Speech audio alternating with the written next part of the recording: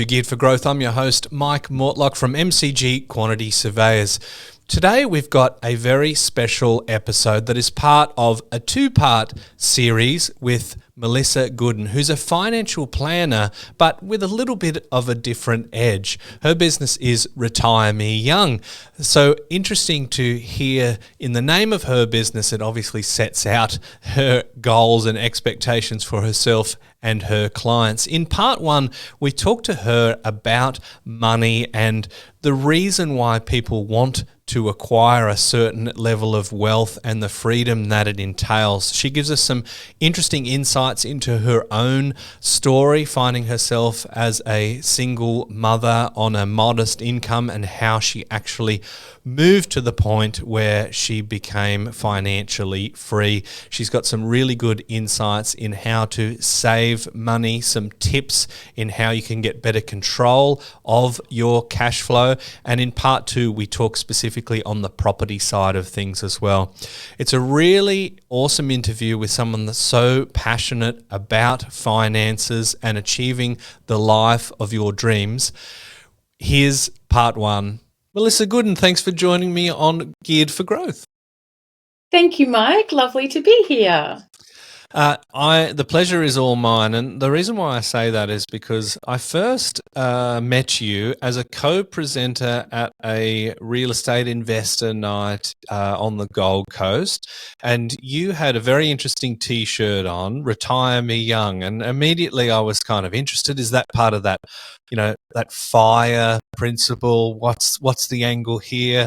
And my curiosity was definitely satiated by hearing your story, and it really struck me how passionate you were, how open and sharing that you were, that I kind of thought, this lady is not leaving the room until I can put her in front of our listeners of Geared for Growth. So I'm very excited to have you today.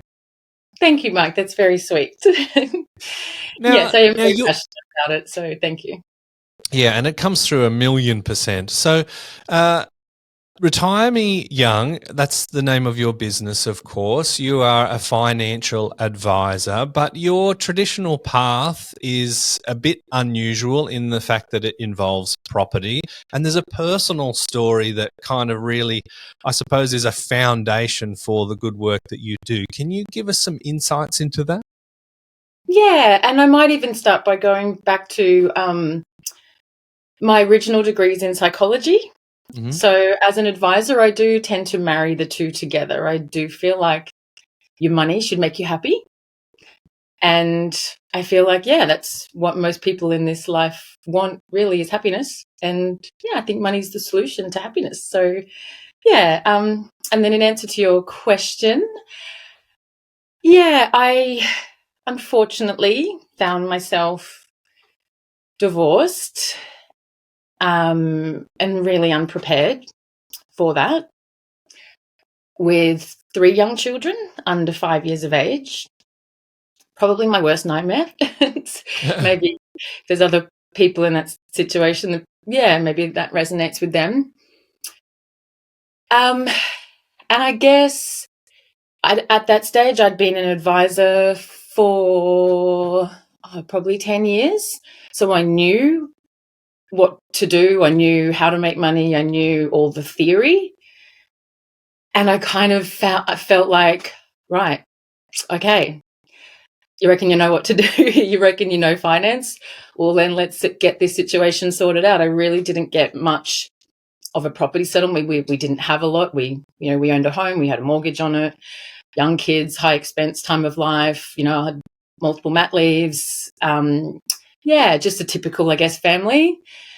And so I really went, okay, let's go. Like, let's get myself out of this mess. Let's really set myself up, because I guess most people, I feel like, with young children, the thing they really, really want is to be there for their family. They want to have time. They want to have, I guess, a little bit of financial freedom where they feel like they're not stressed all the time. They can really focus on raising a happy, healthy family. And unfortunately, the reality is, as a single parent, it's harder. It's harder to kind of manage that earning income as well as having time with the family and not working too much. And I really felt that huge pressure of having to kind of balance that.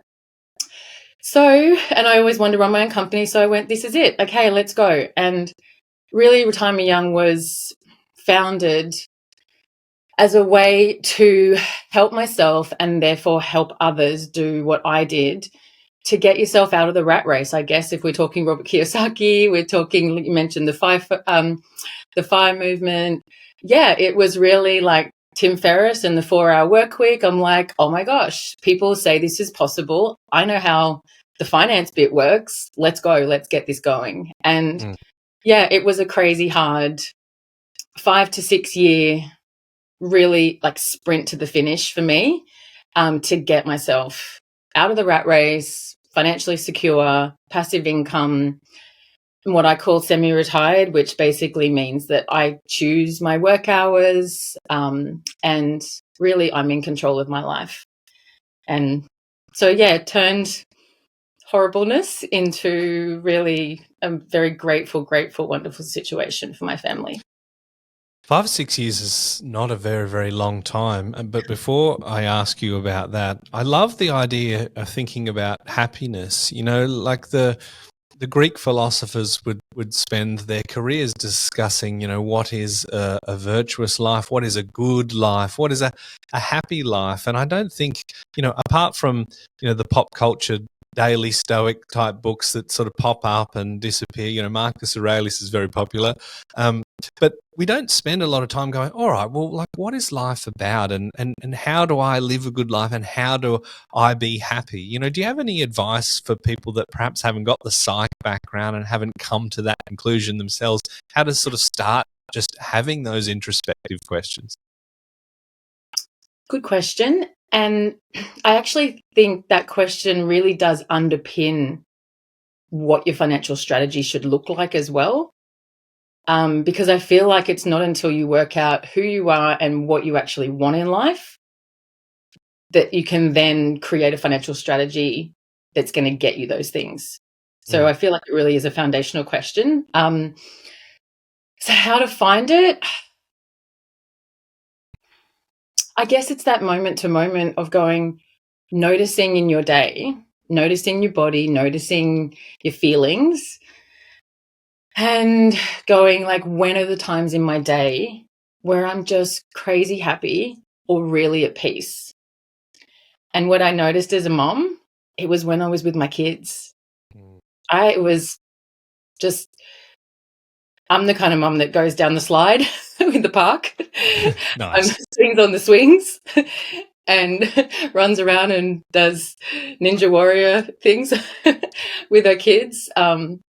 You know, to me, happiness when I first started, and part of my strategy was I lived in a 2-bedroom duplex with 4 kids, and our happiness at the time was scooting down to the Indian restaurant in Palmy and spending $50 for dinner on a Tuesday night and going, you know what? I get to spend an hour and a half, 2 hours with my kids after school, hanging out, having fun, eating at the table where I don't have to cook and clean. I just get to spend time sitting in front of my children, talking to them about how their day is, having fun.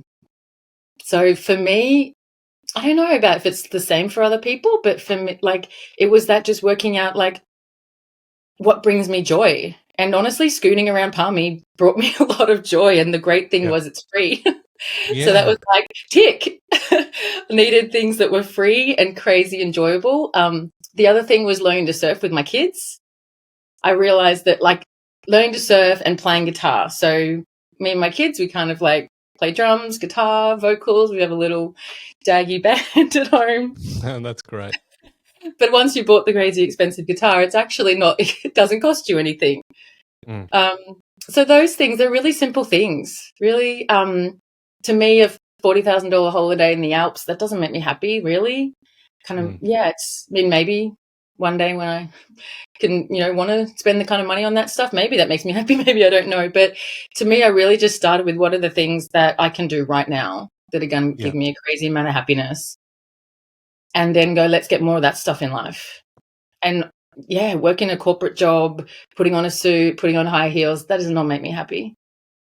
It's surprising how little you actually need, and as a psychology buff, I'm sure you'll be picturing, as I am, Maslow's hierarchy of needs, and that's not necessarily happiness, but it's just kind of survival, but it ties into it. But I think it's empowering to realize, well, you don't actually need that much to make you happy, and we all get whipped up in these Instagram curated versions of people's lives where they look so happy only because they've got the Rolex, or because they drive the Ferrari, or because they are in the Alps getting altitude sickness or that sort of thing. But for you, money, I think, means something different to other people. And forgive me if I'm putting words in your mouth, but it's kind of like it's freedom tickets, right? It's being able to decide what you want to do. So the goal isn't necessarily to have a big stack. It's just, what do I need to make my life the way that sort of coincides with my happiness? Is that fair to say? The Geared for Growth Property Investing podcast is presented by our business, MCG Quantity Surveyors. If you're an investor or a property professional looking to get the best tax depreciation deductions for yourself or your clients, please get in touch with us at mcgqs.com.au.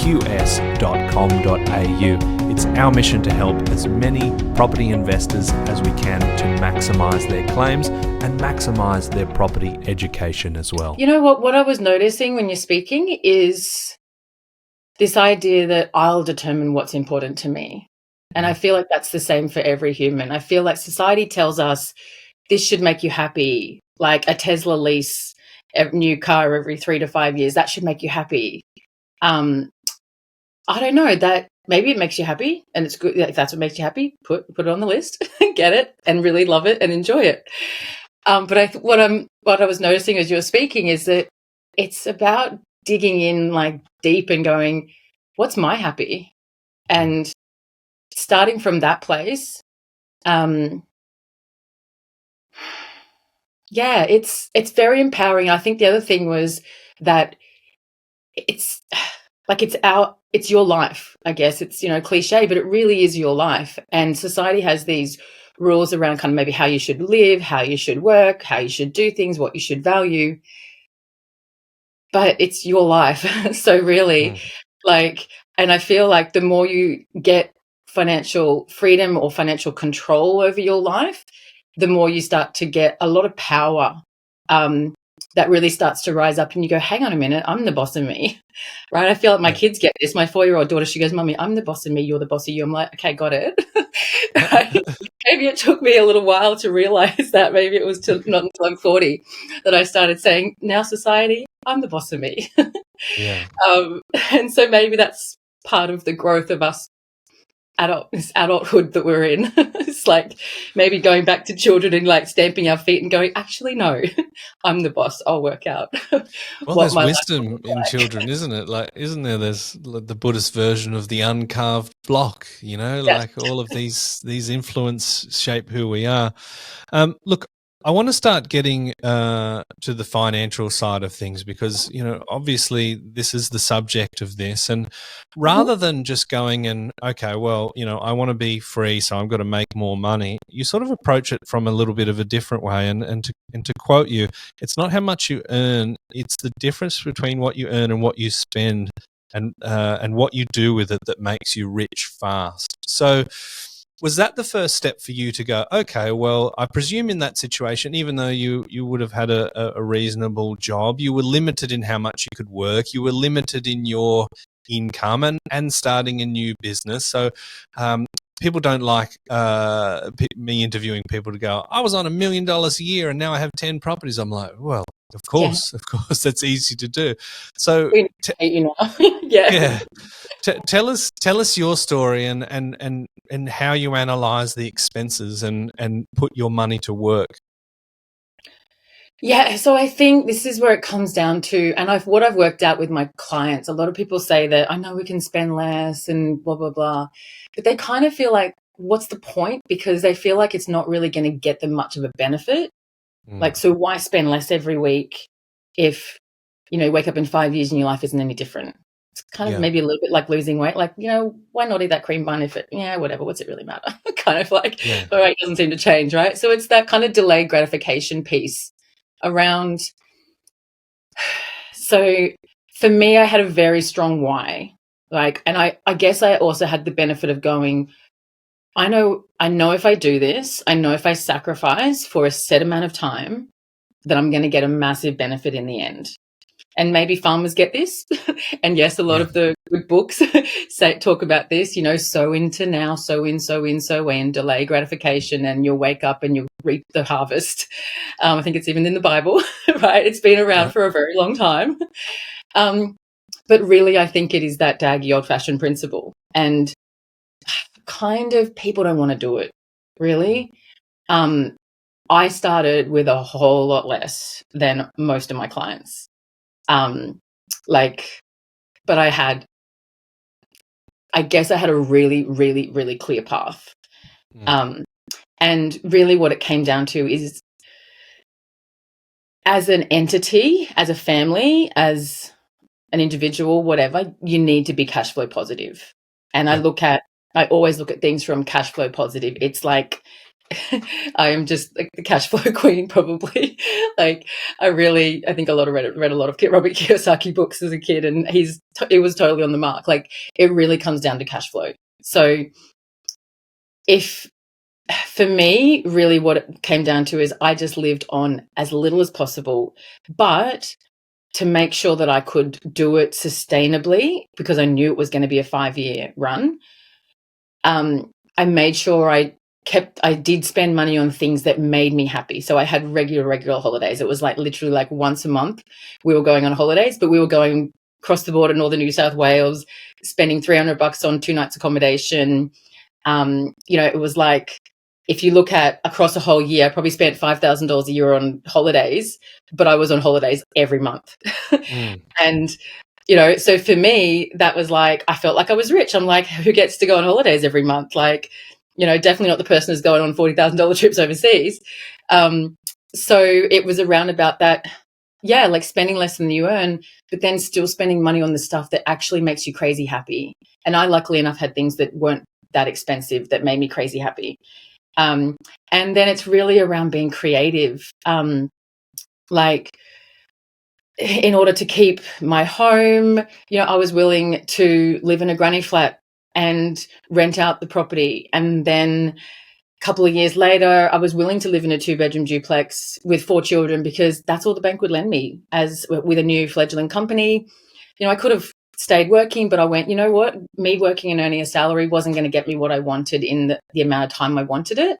And so I had to sacrifice some things. And yes, I would have loved to have a beautiful home and do all those things at the time. But I thought, no, I want a waterfront property. I want my dream place. I want my dream lifestyle. That's what's important to me. And I set a path that I knew I could achieve in a reasonable amount of time. And the pain was worth just. The benefit, I just like to swallow then going, really? Sometimes it wasn't. It was crazy hard, I'm not going to lie. Like, my fast track was insane. It was painful. But now every day I walk outside and look at the water and I just go, I'm crazy proud of myself. My kids are crazy proud. And that's the other really, really cute thing, is a couple of years ago, my oldest, he's now 14, he turned to me and we're talking about what do you want to do in life and what do you want to, like, he's on a scholarship. My kids are kind of maths gurus too. Like, we love maths.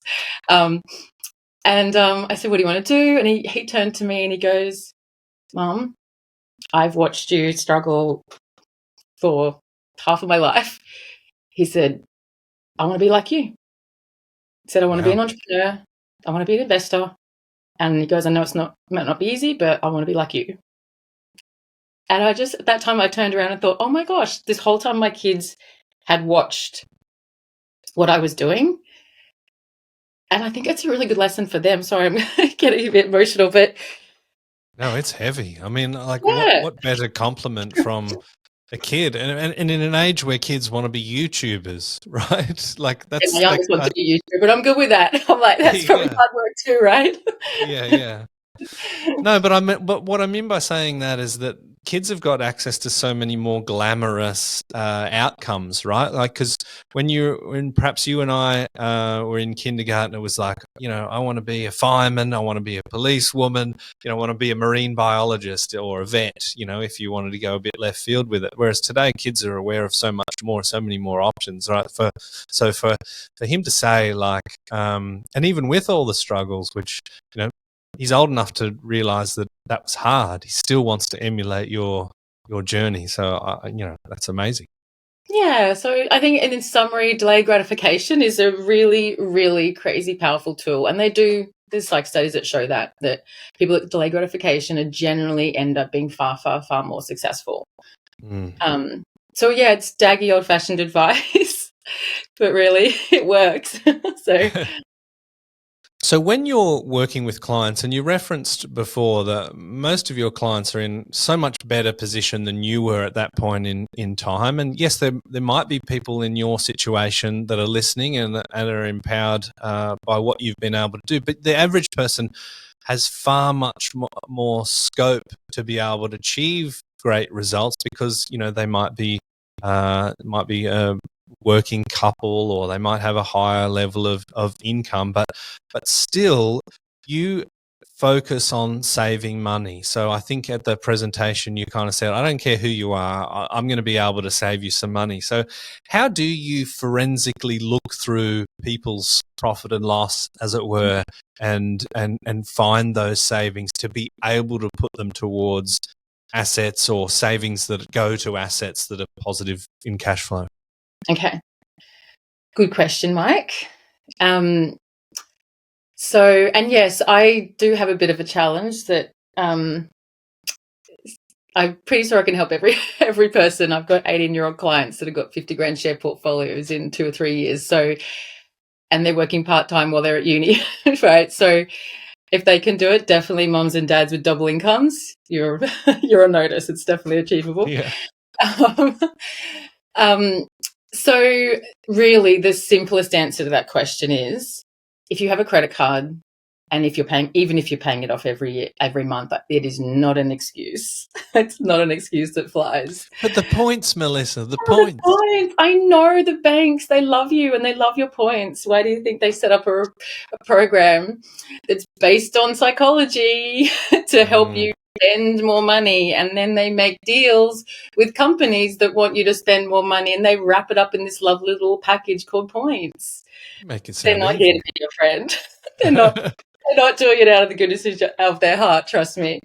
So yeah, let's not go to banks for financial advice. So if you have a credit card, if you have a car loan, if you have a lease, if you have any kind of personal loan, literally most of my clients will walk in the door in their 40s, in their 50s, husband and wife, couple of kids, mortgage. As soon as they've got anything like that, as soon as they've got anything that is debt that is not a mortgage, I would say the average client can easily save $500 a week. Wow. And then when I say save $500 a week, I don't mean save $500 a week, put it on your offset account, think you're doing really good again because the bank's created offset accounts so that you can spend more, and then take that money out, buy a holiday, pay for a holiday overseas, buy a new car.